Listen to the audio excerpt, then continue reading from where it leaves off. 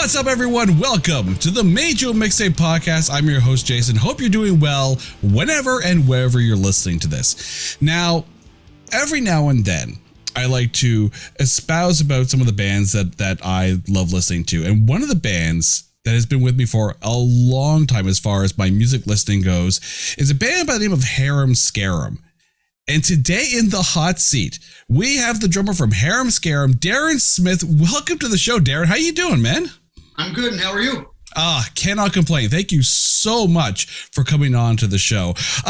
Let's get started right away, because the last year and a half, everything has kind of been ground to a halt. So for you, someone who, makes their career, makes their living, going out, touring, playing live, how has this last year and a half been for you? Well, it's been different because when it first started, no one knew it was going to last as long as it did. So it didn't really bother me. And I thought to myself, this is great. I've never had a vacation from what I do. And then it went on and on and on. Every now and then, I have a jam spot here, and nothing really changed for me and my friends. Like, Harem Scarem weren't here, Red Dragon weren't here, but I have a lot of friends that play. I mostly only know musicians, and we just have everything here. And so we would get together on a Friday, Saturday night and have a few beers and just play some music. So it never really changed as far as getting my fix on rock and roll. But financially, it took a beating on us. But, thanks to organizations like MORC and, they look after their musicians, and they were trying to find our money, and they did a really good job doing that. And I've managed to make it this long, and I'm all right. I have no complaints. Now, for anyone who doesn't know, what is MORC? I'd like to tell you, but I just know their initials of a company that goes around and gets performance rights and that you're attached to, and they figure out who's using your music in their TV shows or their, I should probably look into that.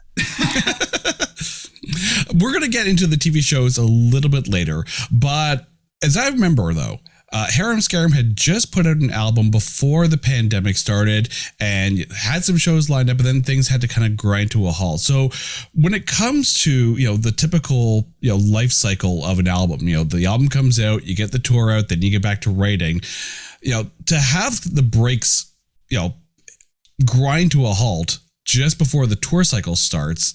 How did that affect the album cycle for the last album?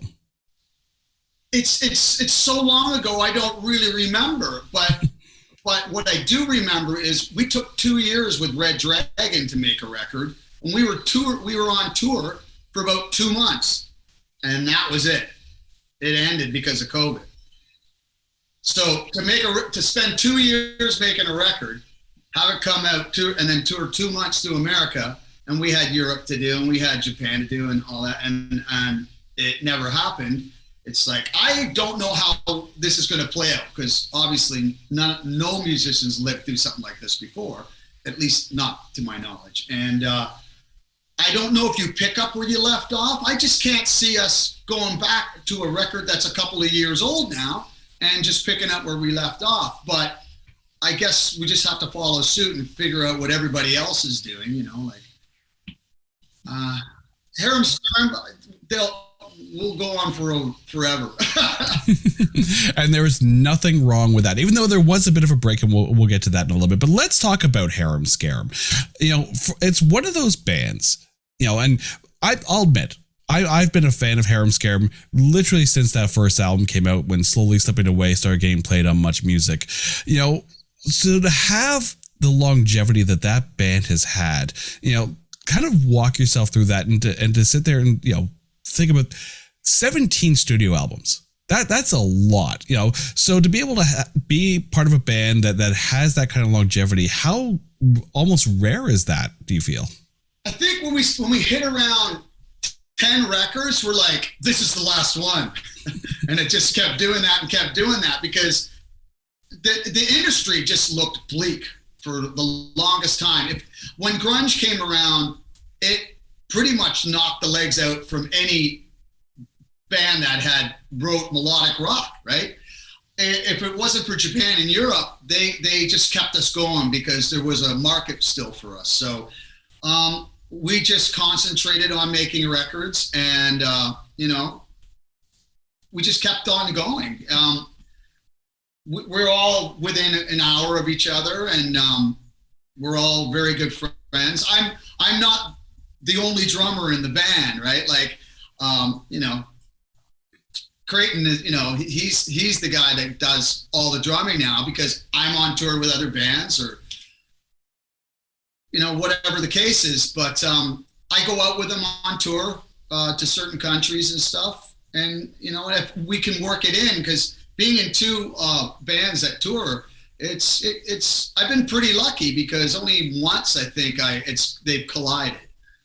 And I don't know, man. It's just do what you do and you play with who you want to play with. I've been lucky to get to choose, That's always kind of been one of the things that surprised me about Harem Scarem is that it's a Canadian band. It's out of Ontario, and there was a stretch where if you wanted to get the new album, you go to the HMV and it's an import. It's like, well, wait a second, they're just down the road. How is the CD an import? So to be a Canadian band and for a time almost be seemingly bigger in Japan, was that a bit of a weird, was it good to be able to say, yes, we're bigger in Japan and Europe, but how was it, when you go there, you play larger shows and you come here and, you're not getting the recognition it deserves? I don't think music is more important than any other thing in the world that people need. I just think it's something that people, when they have the time, they'll invest their time in it, and they like what they like. And the beauty about music is you customize your own listening. You search through things till you find out what you like, and then you make a mixtape. Now, as far as going from drumming with Harem Scarem to then being the lead singer of Red Dragon Cartel, how did the Red Dragon Cartel gig come about? I was at Along McQuaid. A buddy of mine, Kevin Simpson, who manages the one in Oshawa, said, Jakey Lee's looking for a singer. And I'm like, what's he going to want with a Canadian guy? Because you should send some stuff in. So I sent some stuff in that I had done. And I have a thing on YouTube with a band I had with Mladen Alexander, who was in Von Groove for a while. And we took them to Japan the very first time we went there. And we wrote this, we had a band called Bastard, and we had a song called LA Horror. And it's a real fun song. It's meaningless, but it's real fun. And I sent that in, and Jake thought I was a 30-year-old guy, heroin addict from California, which surprised me. I mean, why do you want that guy in your band? But I was flying to Vegas to audition, and I'm just about to land in Vegas, and I'm going, I'm auditioning? Like, what's going on? I didn't know it was, so I just went with it. And I got the gig that night, and it's been pretty cool. It was a bit of a party going on. There's all kinds of people there that whose records I own, and it was kind of cool. But let's go back to the beginning of Harem Scarem, and the transition from Blind Vengeance to Harem Scarem. So, and then when the first album takes off and the first singles start to get played on Much Music, how was that going from, Blind Vengeance to Harem Scarem? Well, there's quite a bit of time in between it. Harry and I, after Blind Vengeance demise, I decided to take some time off, and I went to Fanshawe Recording Institute, MIA. Harry was not only in my same course, he was in my same classes every day. So I ended up playing a little bit of guitar. He came to school with an 8-track Fostex in his apartment. So I go over and play a little bit of guitar on the songs that he's written, and that was kind of it. I was playing in a band that eventually became Blue Bones out of London, Ontario. And I was there for a while, and I stayed in London after school was done. And he called me up one day and says, hey, you want to come back and get a record? And I went, yeah. And that was it. And I came back, and we had Cabin Fever, which is in Newcastle. And we just started making music. It was a cabin, 2 rooms. So there was like a living room that became the control room. And then there was a kitchen where the drums went. And that's sort of how we did it. And we did a demo. And I think we were one of the first bands. I don't say we were the first band, but I think we were, because our manager at the time, and I won't tell you his name, got a job at Cinram and learned how to print some CDs. So we printed like 100 CDs that we used to shop the record around. And that's how we got the Warner deal. He never stuck around long enough to find out how you put the graphics on the CD, but yeah, that's kind of what happened. When you think about those early days, and slowly slipping away, the video got played a lot on Much Music, as did No Justice. Those early days, Much Music was there for a lot of Canadian bands and gave them a lot of national exposure. That was, of course, when Much Music cared about music. Now there's almost a void as far as national exposure for Canadian bands. How much do Canadian bands miss that?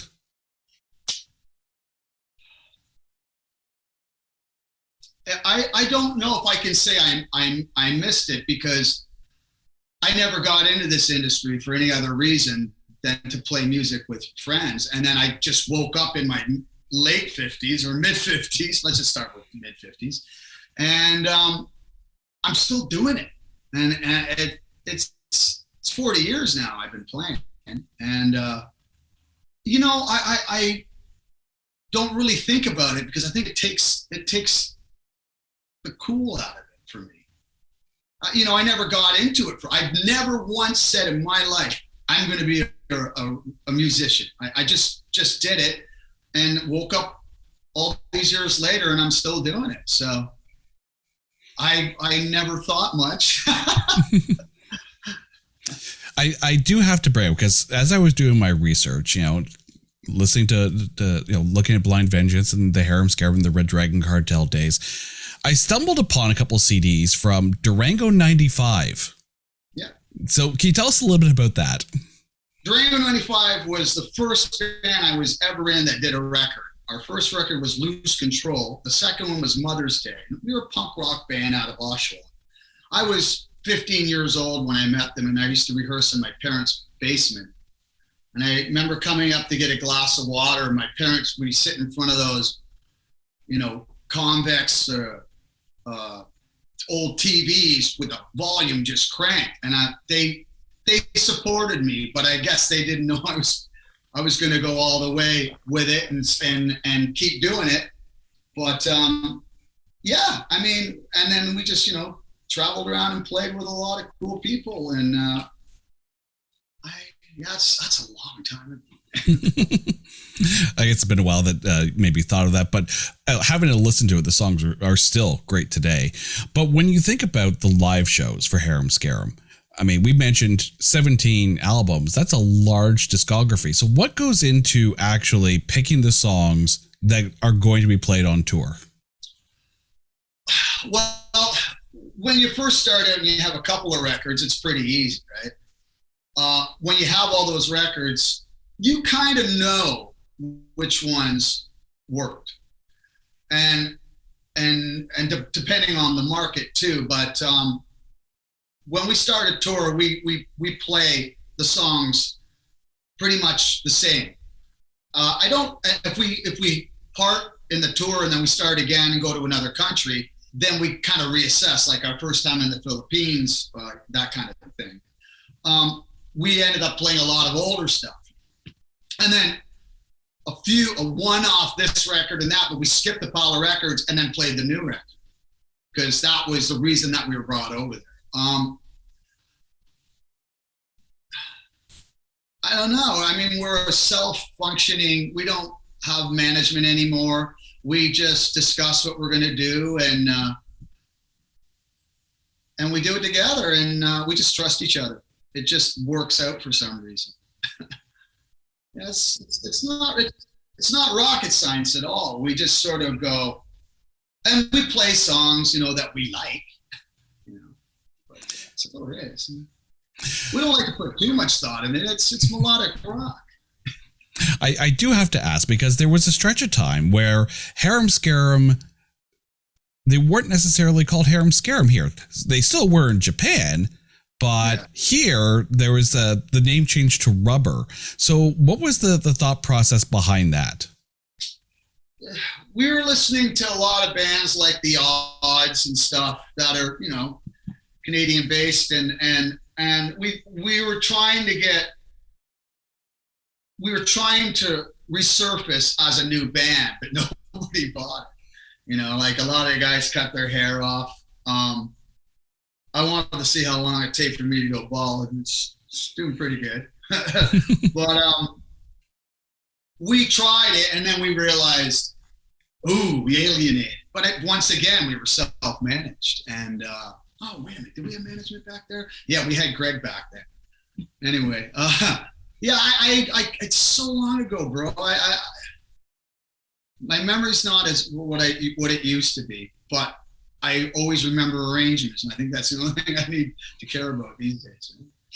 Now, you yourself keep very busy, like, you know, in the downtime between album cycles, especially when it comes to, you know, playing live either locally in Oshawa or with the Whiskey Rose tributes. So is part of that process just, you know, keeping busy, keeping active? And I mean, let's be honest, you're actually very active in the local music scene as far as playing acoustically. You know, you've got the jam sessions that go on at the Atria. How important is it to be active in the local community, you know, when you're, you know, off the road?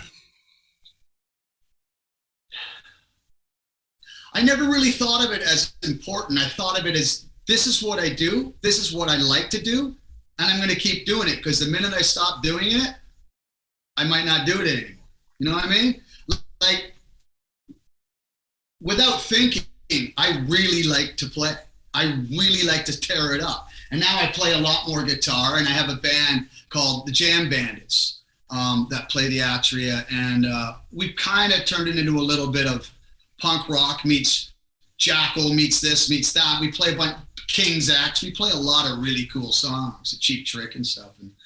And we just play songs no one else is playing, because we already played those songs, you know. And I think, yeah, I never consciously thought of why. I just do it, you know. I've just realized you don't have to be the best at anything. You just got to be real. Now, when it comes to the Whiskey Rose tributes, of course, you're up there doing, you know, a lot of Whitesnake, a lot of Dio. So how did Whiskey Rose, you know, approach you as far as doing those tributes? And then as far as, you know, singing with those tributes, you know, how much do those songs, like the Whitesnakes and the Dios and the Van Halens, how much did those mean to you as far as a musical upbringing?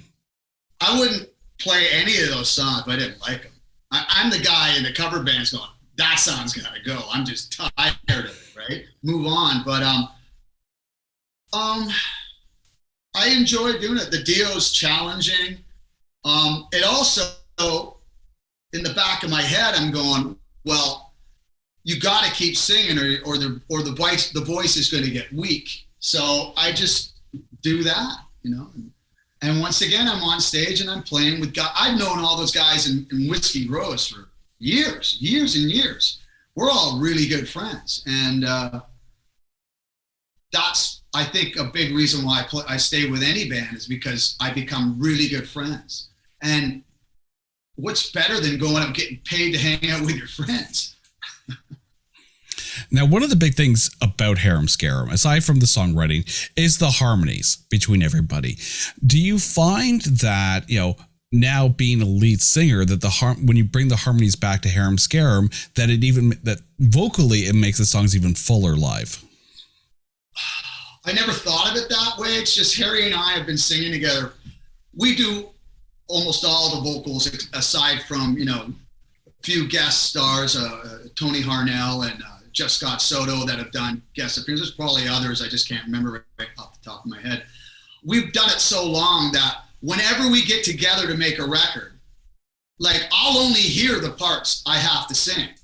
So I don't really hear the whole song. But he goes, sing it like this, and we do what we do together in 2 mics, 2 compressors, 1 channel. And then we do the exact same thing together. And then we do it again. Hard left, hard right. Then the harmony, hard left, hard right. And then all on the way up till we're content. And Harry's ear and is just incredible. He knows exactly what it is we have to sing. And over the years doing that with Harry, I've developed an ear as well. So we the first 10, 15 minutes is like, I don't remember how to do this. And then after that, it's like, bam, I'm going home. It's done. We do it all in one day sometimes. It's crazy. But it's fun because we play it back and go, I have no idea why it sounds that way. And we don't use pitch correction. We don't use any of that stuff because it wipes out the nuances of two people singing into one channel. Right? Now, one of the cool side projects that did come up was First Signal. And I know Frontiers likes to kind of put out some of these almost side projects to maybe fill the gap. But how did First Signal come about? I think it was songs that never made, just songs that were just sitting around. Like Harry writes all the time. So there were songs that he came up with and he didn't think they'd work for Scarem, or there was just too many other songs superseded those ones. And they just be put in these piles. And then Marquis like, get another band. And there's other people that play on them. And me and Harry sing on them. That's kind of all it really is. But when you write a song, it should be heard. There's no such thing as bad music, just narrow-minded listeners, right? So when you see some of the documentaries that have come out lately that focus on Canadian bands, and you think about Anvil, you think about the upcoming Triumph documentary that's coming out. Yeah.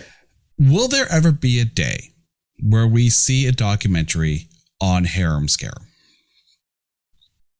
Well, I'll probably be dead, so I don't know. I mean, I don't know. That is something I never even thought of, but it'd be really, really awesome. I don't know, unless you have, like I just watched the Kitty, the Kitty band from London, Ontario. Mm-hmm. I got a lot of friends, Gord Pryor, that worked with those guys. And I don't know if people are going to be making documentaries anymore. I mean, Canadian bands. These are things I just don't think about. I don't know why that is. I don't know. I mean, if things were to pop up, yeah, we'd like to put our name on that and go, yeah, this is your life, Very proud of it.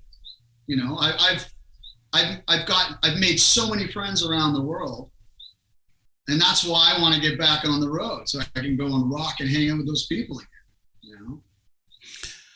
Obviously, when you're getting back to playing live, if you're playing a large stage, you have the distance from the crowd. You've got probably better air conditioning up on stage. But when it comes to the smaller shows, do you have any trepidations about getting back out there, given that COVID still hasn't fully gone away? Do you have trepidations about that, especially for the jam nights? When you think about a jam night, people are sharing microphones. It's very close quarters. Do you have worries about getting back to that? I do now.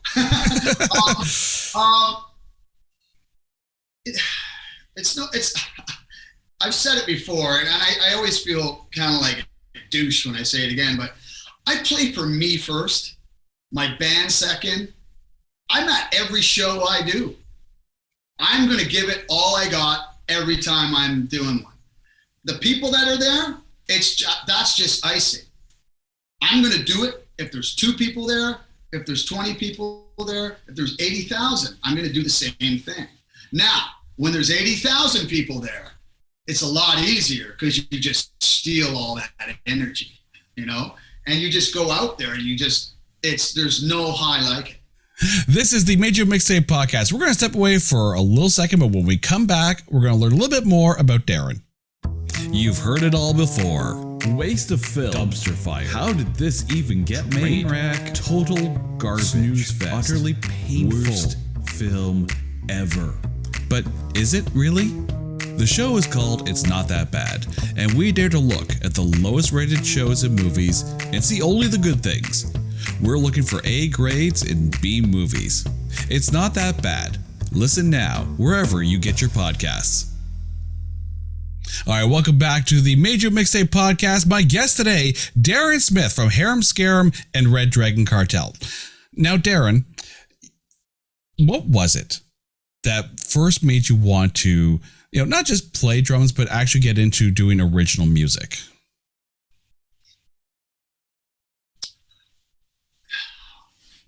When you're young and you have friends that are learning how to play instruments, and you're going over to each other's basements and you're just making noise and you're playing the whole Hell's Bells record with your friends and stuff like that. I think that's what you have to do to figure out if that's your course in life, if that's what you want to do. Now, once again, I never knew I wanted to do that. I just knew I liked doing it.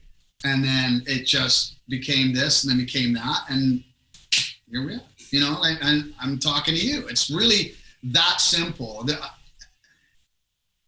If there was an equation, I don't know it. It's just you do what you want to do and what you're good at, I guess.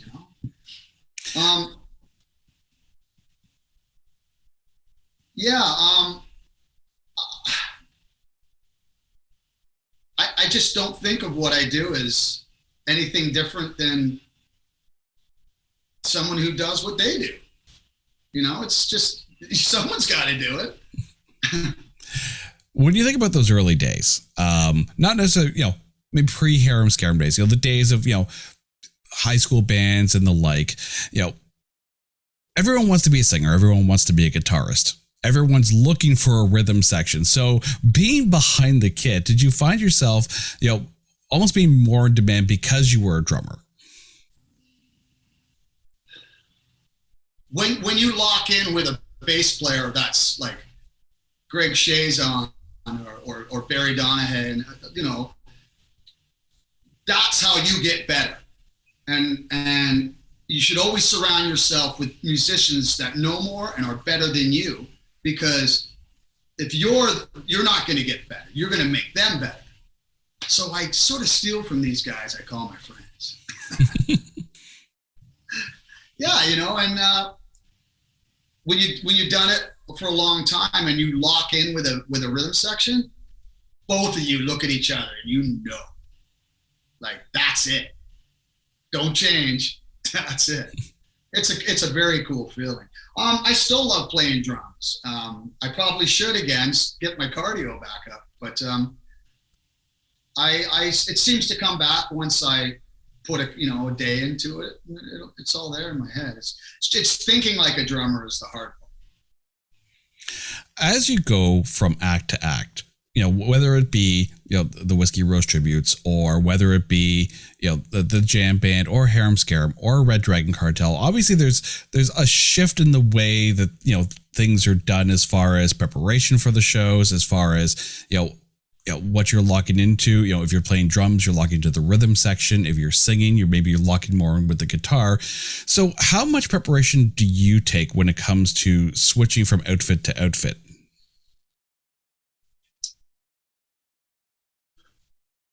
Well, now next time that happens, I'm gonna have to think about it. I don't know. I've done this for so long, and I'm comfortable in whatever shoes I have on, and I think it's got to do more with who I'm playing with. I've been in outfits where I knew someone, it was kind of stifling the rest or just stifling themselves, and that usually would change itself over time. But I don't know.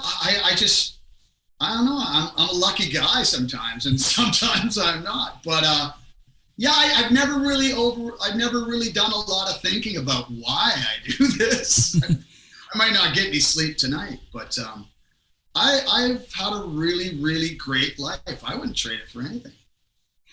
When you think about those young days, a lot of people are inspired by kind of the music that's in the house, maybe stuff that their parents listen to or stuff that their friends listen to. So when you think about some of those early music influences on you, what was around? What were you surrounded by musically? Kiss, Van Halen, Scorpions. I played guitar for Helix for a couple of years with Mike Hall from the Killer Doors. Oh man, that's so many years ago. Yeah. What was the question again? I was thinking back to, your early days, like the music that was around the house when you were a kid. Yeah. I remember coming home one day from school, like grade school. My mom was vacuuming, singing into some Kiss record. I think it was Love Gun. And I think it's kind of when I stopped listening to Kiss. When I was young, it was the records that were coming out. They weren't like, there's 200 new records coming out a day, now. But back then it was like Frampton Comes Alive, The Wall, AC/DC. Any of their records would come out. It'd be like, I remember grabbing Van Halen 1 and just walking through the Ajax Mall going, oh my God, I haven't even heard this thing in completion yet. And then you hear it and then it changes everything. But like I said, with music, it's like you pick what you like. And when people ask me, like, hey man, what do you like? I go, well, I know what I like, but it doesn't mean you have to like it. That's the beauty of music. You tailor it to yourself. And some people come up to me and goes, hey man, would you listen to my demo and tell me what you think? I'm like, what does it matter? What if I tell you something and I'm wrong? I don't want that. I think if you set out to be a musician and make a living at this, choose your path, because there's so many different ways of doing it. And especially now, nobody even knows how to do it right now, but There comes that moment where, you're a young kid, maybe you're in high school, and you've saved up enough money to go to the record store and for the first time buy yourself an album. Do you remember the first album you ever bought for yourself with your own money? Kiss Alive. And I'm not sure I bought it. The 5-finger discount may actually still count in this question. Not a proud thing, but just for being honest. It's so long ago. I have an incredible vinyl collection and CD collection. And when I get divorced, those are the first things moved out of the house. I find it interesting though that of some of the albums that you've just mentioned, Frampton Comes Alive, Kiss Alive, live albums have always been, something that just kind of brings more out of the music. So for yourself, would you prefer to listen to the studio take or the live version of a song? Now I would agree with the studio, but when you're young and you haven't been to many concerts and you've never really seen live because you're young, that's how you get it. That's how you get your fix, right?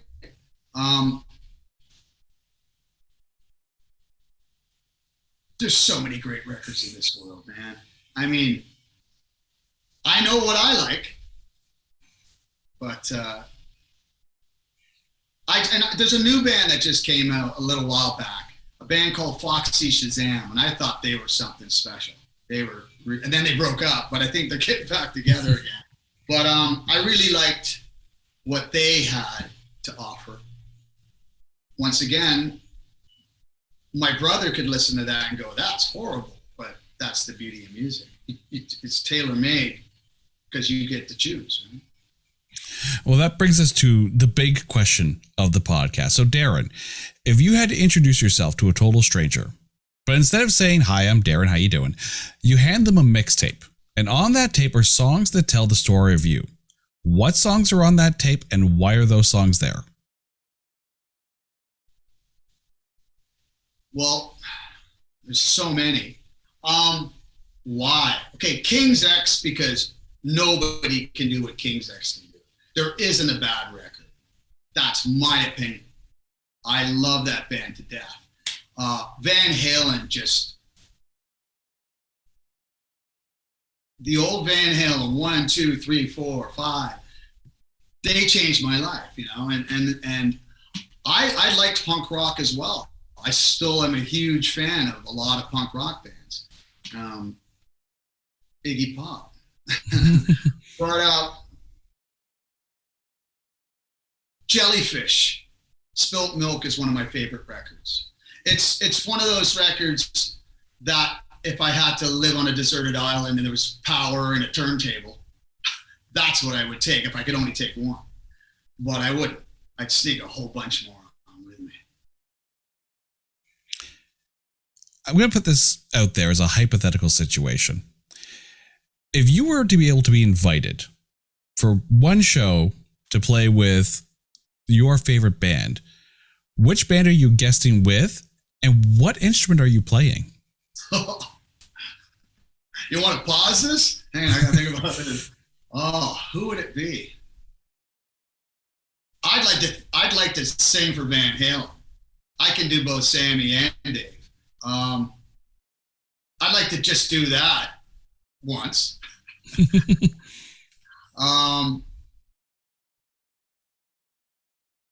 Yeah, King's X. I just would like to watch them play again. I'd love to see them again. Yeah, tough question. I mean, I'm pretty happy with, you know, my life. But now I'm thinking about maybe I've shortchanged myself. Now, there are going to be people listening to this episode of the podcast that maybe haven't had a chance to hear Harem Scarem. So if you had to put together a 5-song sampler of, to you, the definitive Harem Scarem, just 5 songs from the entire discography, what sampler would you give someone to introduce them to Harem Scarem? Karma Cleansing. Oh. With Justice in the World. Sentimental Boulevard.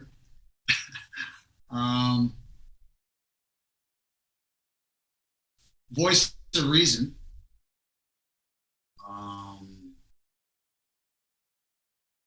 Frozen Rose.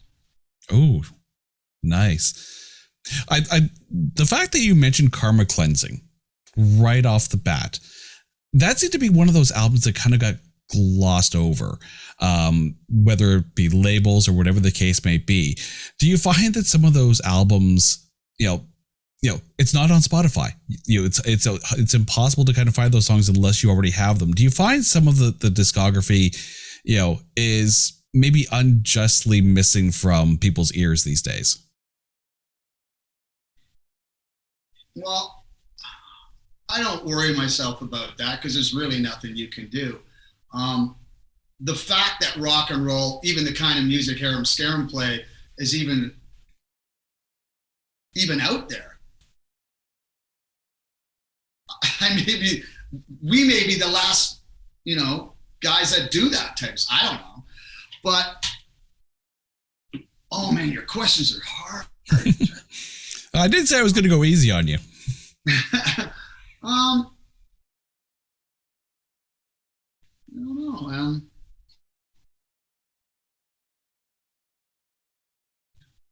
You don't really set out to change the world, but when you get to see it, it changes you. And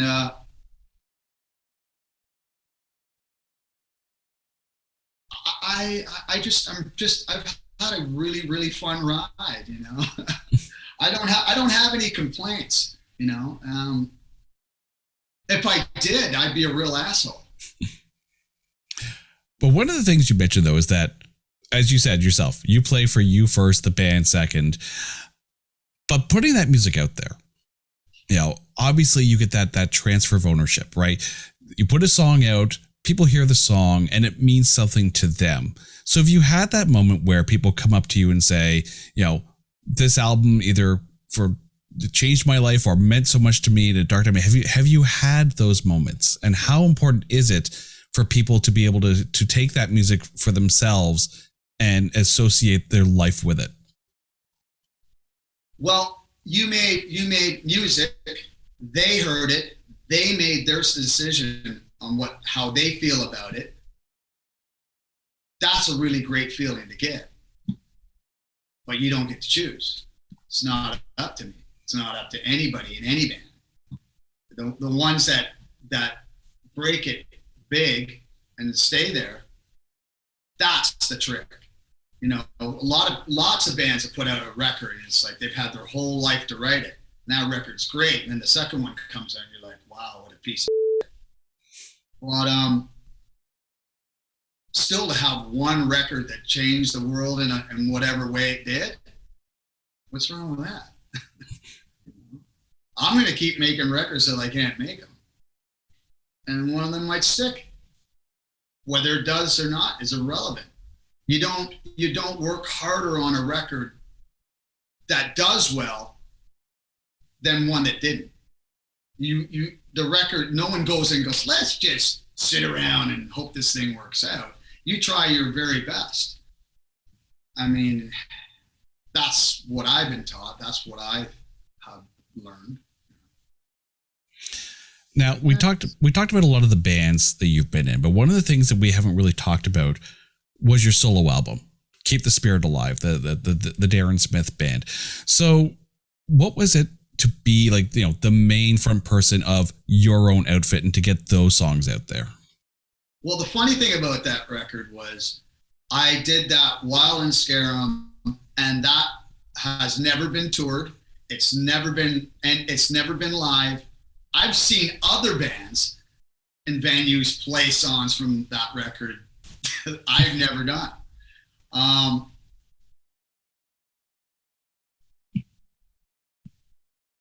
It was fun. I might do it again, but I'm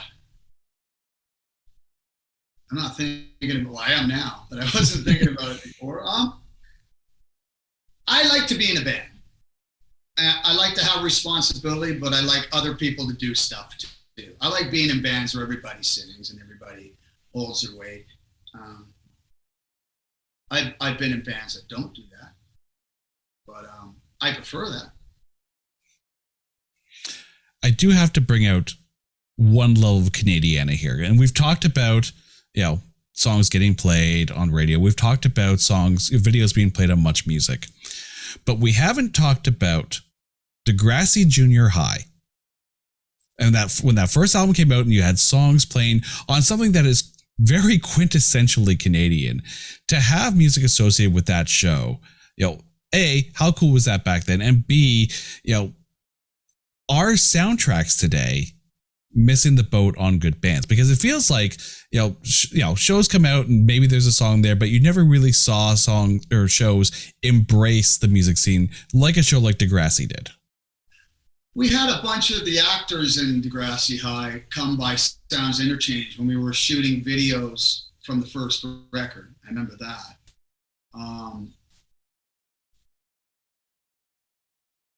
I've never watched Degrassi High because I was an adult by then.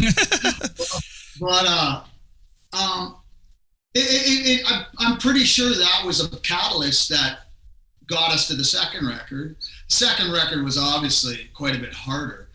The first record was produced by Kevin Doyle, who did the Black Velvet album with Atlanta.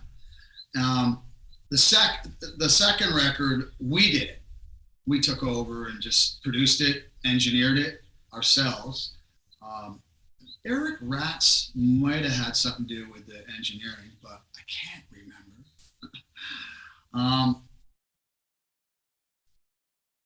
Yeah, you know what? I woke up this age and I thought, how did it happen? Talking to you, I know how that happened. Still having a good time. I'm still playing. I'm playing Sunday. I played last Friday, Saturday.